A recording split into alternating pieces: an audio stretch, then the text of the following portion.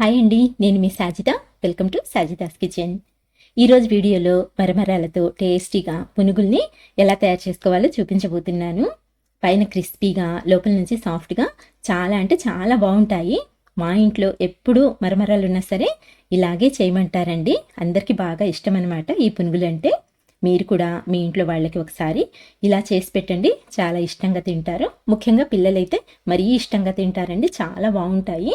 మరి ఇప్పుడు లేట్ చేయకుండా ఈ పునుగుల్ని ఎలా తయారు చేసుకోవాలో చూసేద్దాం రండి. ఫస్ట్ అయితే ఒక బౌల్ తీసుకొని ఇందులోకి 2 కప్పుల వరకు మరమరాలని తీసుకోవాలి. ఇలా ఫుల్గా తీసుకోండి.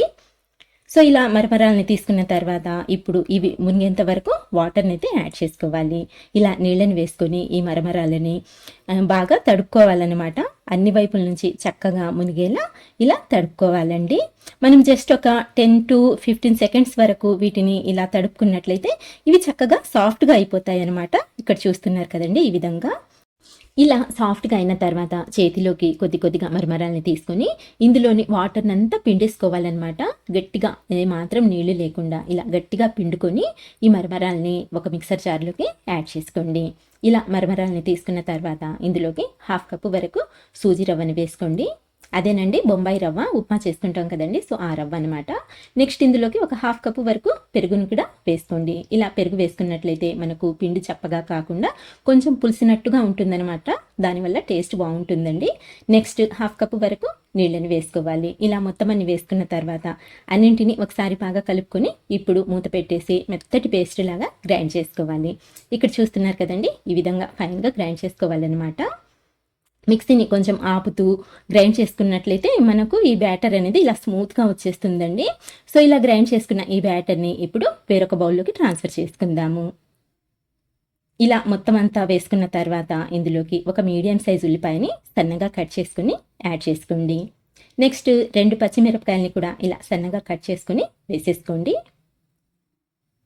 అలాగే 1 ఇంచు అల్లాన్ని కూడా ఇలా సన్నగా ముక్కల్లాగా కట్ చేసుకోండి, లేదా సన్నగా తురుముకొనైనా సరే తీసుకొని యాడ్ చేసుకోండి. నెక్స్ట్ 1 టీ స్పూన్ వరకు జీలకర్ర, 1 రెమ్మ కరివేపాకుని కూడా ఇలా సన్నగా కట్ చేసుకొని వేసుకోండి. తర్వాత సన్నగా తరిగిన కొత్తిమీర, ఈ కొత్తిమీర అనేది కొంచెం ఎక్కువగానే వేసుకోండి, ఫ్లేవర్ చాలా బాగుంటుంది.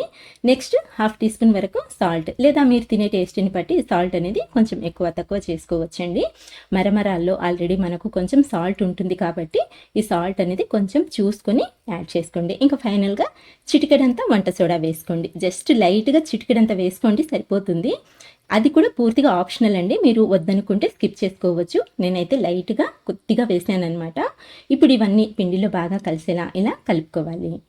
సో ఇలా కలుపుకున్న తర్వాత ఇప్పుడు మనం ఈ బ్యాటర్ని ఒక 3 నుంచి 4 నిమిషాల వరకు ఈ వీడియోలో చూపించే విధంగా చక్కగా బీట్ చేసుకోవాలండి. ఇలా చేతితో కానివ్వండి లేదా విస్కర్తో అయినా సరే చక్కగా బీట్ చేసుకున్నట్లయితే మనకు ఈ పిండి అనేది కొంచెం ఫ్లఫీగా అవుతుందండి. దానివల్ల పునుగులు అనేవి చాలా టేస్టీగా వస్తాయి అన్నమాట. ఇక్కడ చూడండి, మనము ఇలా బీట్ చేసుకోవడం వలన పిండి అనేది మనకు పునుగులు వేసుకోవడానికి వీలుగా ఉంది. సో కన్సిస్టెన్సీ కూడా ఇది పర్ఫెక్ట్ కన్సిస్టెన్సీ అండి. ఇలా కలుపుకున్న తర్వాత ఇప్పుడైతే మనము ఈ పిండిని రెడీగా పక్కన పెట్టేసుకుందాము. ఈ నెక్స్ట్ స్టవ్ ఆన్ చేసుకొని ప్యాన్ పెట్టుకొని డీప్ ఫ్రైకి సరిపడా ఆయిల్ని వేసి ఆయిల్ని బాగా వేడి చేసుకోండి. తర్వాత ఇందులోకి మనం ప్రిపేర్ చేసి పెట్టుకున్న ఈ పిండిలో నుంచి ఇలా కొద్దిగా పిండిని ఆయిల్లోకి డ్రాప్ చేసుకోవాలి. ఇలా కొద్దిగా పిండిని వేసుకోండి, ఎందుకంటే ఇవి ఫ్రై అయ్యేసరికి వీటి సైజు డబల్ అయిపోతుంది అనమాట. ఇక్కడ చూస్తున్నారు కదండి. ఇలా ఒకవేళ మీకు చేతితో వేయడం కొంచెం ఇబ్బందిగా అనిపించినట్లయితే ఇలా స్పూన్తో కానివ్వండి లేదా చిన్న గరిటె అయినా సరే తీసుకొని కొద్దిగా పిండిని తీసుకొని ఇలా ఆయిల్లోకి డ్రాప్ చేసుకున్నా సరిపోతుందనమాట. ఇలా ప్యాన్లో ఎన్ని పడతాయో అన్నింటిని అయితే యాడ్ చేసుకోండి. మరి ఎక్కువగా ఒకేసారి యాడ్ చేసేయకుండా ఎన్ని పడతాయో ఫ్రీగా ఫ్రై చేసుకోవడానికి వీలుగా ఉండేలా ఎన్ని పడతాయో అన్నింటిని యాడ్ చేసుకొని జస్ట్ 1 నిమిషం పాటు ఫ్రై చేసుకున్న తర్వాత ఇప్పుడు వీటిని కొంచెము అటు ఇటు తిప్పుతూ ఈ విధంగా వీడియోలో చూపించే విధంగా ఇలా కలుపుతూ ఫ్రై చేసుకున్నట్లయితే మనకు అన్ని వైపుల నుంచి చక్కగా ఈవెన్గా ఫ్రై అవుతాయండి. అలాగే ఇలా కాస్త కలర్ చేంజ్ అయిన తర్వాత గ్యాస్ని లో టు మీడియం ఫ్లేమ్లోకి అడ్జస్ట్ చేసుకుని సేమ్ ఇదే విధంగా ఇలా కొంచెం అటు ఇటు తిప్పుతూ ఈవెన్గా మంచి గోల్డెన్ షేడ్ వచ్చేంత వరకు అయితే ఫ్రై చేసుకోవాలి. చూడండి, ఇలా ఫ్రై చేసుకున్నట్లయితే మనకు పునుగులు అనేవి క్రిస్పీగా వస్తాయన్నమాట. సో ఇలాంటి టిప్స్ అయితే గుర్తుపెట్టుకోండి. ఇప్పుడు వీటిని ఆయిల్లో నుంచి పక్కకు తీసుకొని మిగతా వాటిని కూడా సేమ్ ఇదే విధంగా ఫ్రై చేసి తీసుకున్నట్లయితే సరిపోతుంది. అంతేనండి, వేడివేడిగా సర్వ్ చేసుకున్నట్లయితే పిల్లల నుంచి పెద్దవాళ్ళ వరకు అందరూ కూడా ఇష్టంగా తింటారు. చాలా అంటే చాలా టేస్టీగా ఉంటాయి. అండ్ అలాగే ప్రిపేర్ చేయడం కూడా చాలా ఈజీ కదండి, మీరే చూస్తారు కదా. సో తప్పకుండా ట్రై చేసి చూడండి. అలాగే ఫ్రెండ్స్, మీకు రెసిపీ నచ్చితే మాత్రం చిన్న లైక్ ఇవ్వండి. అలాగే మీ ఫ్రెండ్స్కి రిలేటివ్స్కి కూడా షేర్ చేయండి.